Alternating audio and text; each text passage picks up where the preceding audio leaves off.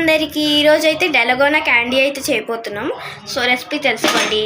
So light అదే gas stove వెలిగించుకొని ఒక బౌల్ పెట్టుకొని దాంట్లో 2 స్పూన్స్ ఆఫ్ షుగర్ వేయాలన్నమాట. 1 and 2. ఇప్పుడు కొంచెం వాటర్ యాడ్ చేసుకోవాలన్నమాట, ఎందుకంటే అది మెల్ట్ అవ్వడానికి వాటర్ కావాలి.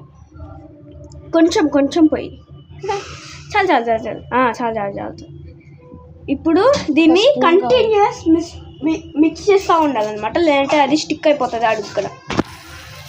సో మిక్స్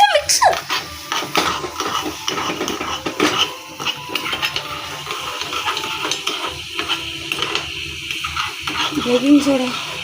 అరే ఆగు, ఇది మెల్ట్ అయ్యే వరకు మీరు తిప్పుకుంటూనే ఉండాలి.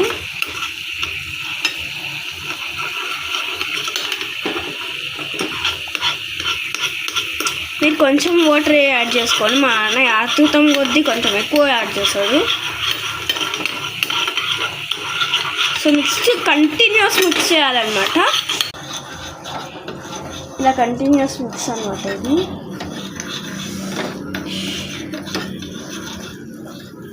సరే ఎట్లా వస్తుందో, ఇంకా కొంచెం బ్రౌనిష్ షేడ్ వచ్చే వరకు మిక్స్ చేస్తూనే ఉండాలన్నమాట. స్టార్ట్ చేసా. సో ఇప్పుడు మనం కొంచెం baking soda pinch just pinch ఇంతే అనమాట. జస్ట్ పించ్ చేయాలి అంతే. ఇంత కూడా యాక్చువల్ అవసరం లేదు. ఇప్పుడు బాగా మిక్స్ చేసుకోవాలి. డల్గోనా క్యాండీ షేప్ వచ్చేసింది గాయ్స్.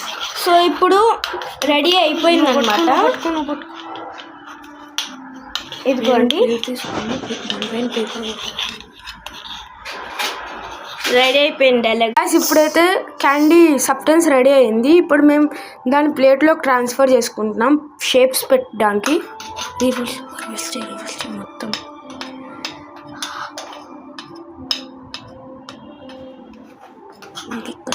చేసి చేసాము. స్ప్రెడ్ చేయడంతో పాటు ఇదిగోండి ఫ్రెండ్స్, ఇలా మొత్తం ఒక ఏమంటారు ప్లేట్లోకి ట్రాన్స్ఫర్ చేసేసుకోవాలన్నమాట. సో ఇలా స్ప్రెడ్ కూడా చేసేసుకుంటే ఒకేసారి ఒక్క నిమిషం ఫ్రెండ్స్, ఈ గిన్నె కొంచెం పక్కన దీని